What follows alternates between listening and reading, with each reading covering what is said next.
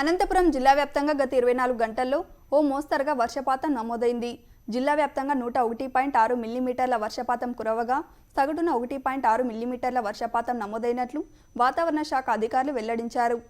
మొత్తం 33 మండలాల్లో వర్షం కురిసింది. అత్యధికంగా అగలి మండలంలో 6.4 మిల్లీమీటర్ల వర్షపాతం నమోదు కాగా హిందూపురంలో 5.8, సోమందేపల్లి మండలంలో 5.2, గుంతకల్లులో 4.4 మిల్లీమీటర్ల మేర వర్షపాతం నమోదైంది. అతి తక్కువగా రొద్దంలో 0.8 మిల్లీమీటర్ల వర్షపాతం నమోదైంది.